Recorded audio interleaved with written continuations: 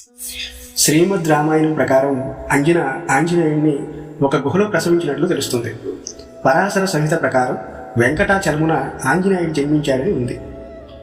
వెంకటాచలంలోని అంజనాద్రిలో ఆంజనేయుడు జన్మించినట్లు ఆనంద రామాయణం తెలుపుతుంది. పుంజికా స్థలంలో అంజన కుమారుని కన్నదని సమీర కుమార విజయం సాక్ష్యంగా ఉంది. తెలుగువారు మాత్రం ఆంజనేయుడు రాయలసీమలోని తిరుపతి, తిరుమల ప్రాంతాలలో అంజనాద్రిలోనో వెంకటాద్రిలోనో జన్మించినట్లు నమ్ముతున్నారు. ఇక పరాశర సంహితలో ఆంజనేయుడు వైశాఖ మాసంలో కృష్ణపక్షంలో దశమి శనివారం రోజున పూర్వభద్ర నక్షత్రయుక్త వైద్యుతి యోగంలో జన్మించినట్లు ఉంది. తన గర్భంలో శివతేజము పెరుగుతుండడం గుర్తించిన అంజనాదేవి తనయ ఉదయించు అని ఆదేశించింది. అప్పుడు ఉదార్థ శిశువు తల్లి నగ్న శరీరంతో నేను జన్మించలేను అని వదిలిచ్చాడు. అంతలో ఆమె శివుణ్ణి ప్రార్థించి అతని కవచము శిశువుకి ఇవ్వమని అడిగింది. శివుడు తన ఉజ్ర కవచము అతనికి ఇవ్వగా దానిని ధరించి ఆంజనేయుడు జన్మించాడు. పుట్టిన కుమారునికి నామకరణం చేయలేదు. అంజనాదేవి పుత్రుడవటం వలన ఆంజనేయుడని, కేసరి సుతుడు అవడం వలన కేసరి నందన అని, రుద్రాంశంలో జన్మించిన వలన రుద్రకుమారుడని, వాయుపుత్రుడని వ్యవహరింపబడ్డాడు. ఆంజనేయునికి జాతి మాత్రమే వానరం. వీరికి మానవ తెలివితేటలు, బుద్ధి ఉంటాయి. వీరికి కామరూపాలు ధరించే శక్తి ఉంటుంది.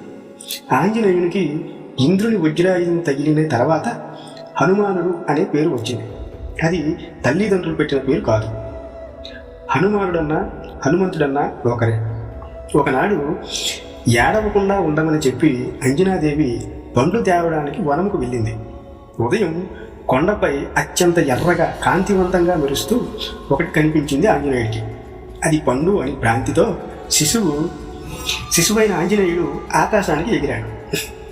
పసివాడికి ఎండ తాగకుండా తమ్మె పొక్కుడి దుమారంలా అతని చుట్టూ కమ్మేసింది. బాలుడు అది గమనించలేదు. కేచరలు చికాకు పడుతుండగా బాలుడు సూర్యుడిని ఒడిసి పట్టుకున్నాడు.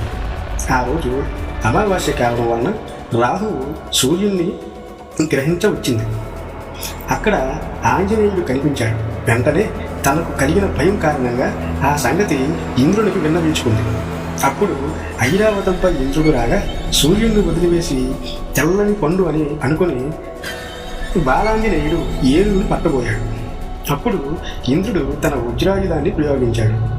అది హనుమంతునికి తగిలింది. బాలుడు స్పృహ తప్పి పూర్వాద్రిపై తన కొడుకు ఆపదలో ఉన్నందున వాయువు ఆర్తితో ఆ బాలుని తీసుకొని గుహాంతరములకు చేరి లోకంలో వాయువు లేకుండా చేస్తాడు.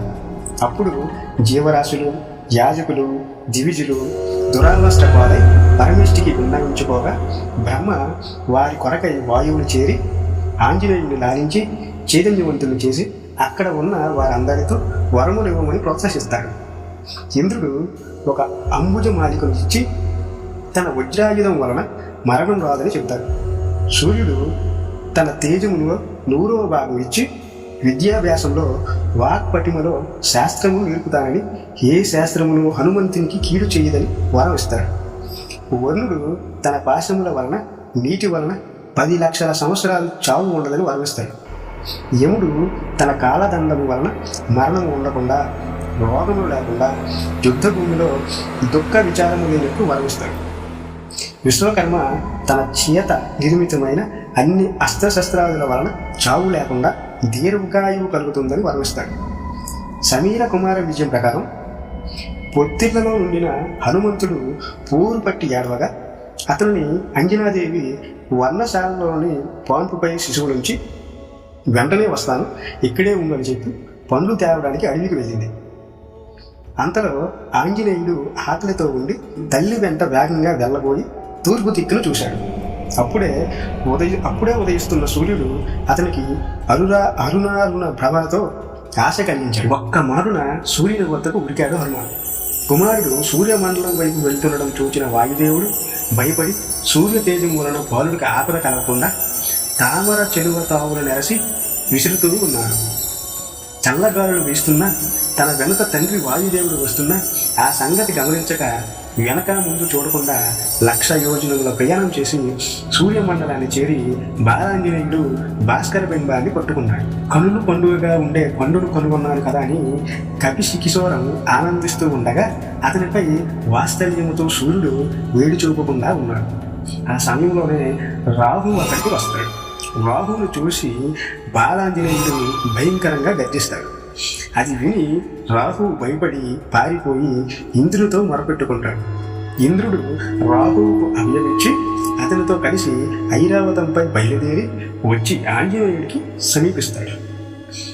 ఆంజనేయుడిని కత్తితో కొట్టాలని తన ఐరావతాన్ని ఆపగా అది చూసిన ఆంజనేయుడు, ఓహో, ఎర్రని పండు బదులు తెల్లని పండు దొరుకుతుందే అని తెల్లని ఏనుగును పట్టబోగా ఆ ఏనుగు భయంతో ఉనికింది.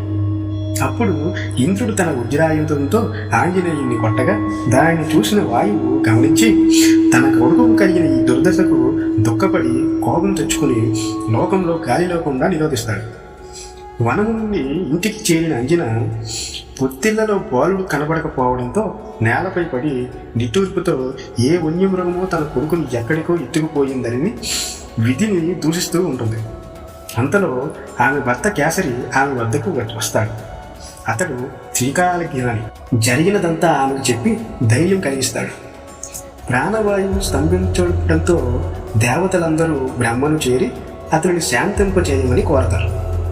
మూర్ఛలో ఉన్న తన కొడుకుని వాయుదేవుడు బ్రహ్మ పాదాలపై పెట్టి నమస్కరిస్తాడు. బ్రహ్మ తన చేతితో బాలును తాగగానే ఆంజనేయునికి చైతన్యం కలిగింది. అప్పుడు ప్రపంచంలోకి వాయువు ఆవహించింది. అప్పుడు బ్రహ్మ సకల దేవతలను చూసి ఇతనికి వరాలు ఇవ్వండి అని అడుగుతాడు. అందులో బ్రహ్మ దీర్ఘాయువుతో పాటు ముని శాపములు తగలకుండా ఉండే శక్తిని ప్రసాదిస్తాడు. ఇంద్రుడు వజ్రాయుధంతో హనువు తగిలి అజయుడైనందున ఆ కారణంగా ఆ బాలుడు హనుమంతుడు అనే పేరుతో ప్రసిద్ధి పొందడాన్ని ఇంద్రుడు వర్ణిస్తాడు. ఇన్ని వరాలను పొందుటకు బాలుని ఎడల వాయువు ఆనందించి అతనిని స్వయంగా ఎత్తుకుని తానే ఆ బాలుణ్ణి అంజనాకేశరుల వద్దకు చేర్చి దేవతాదులు అతనికి ఇచ్చిన వరముల గురించి చెప్పి వెళ్ళిపోతాడు.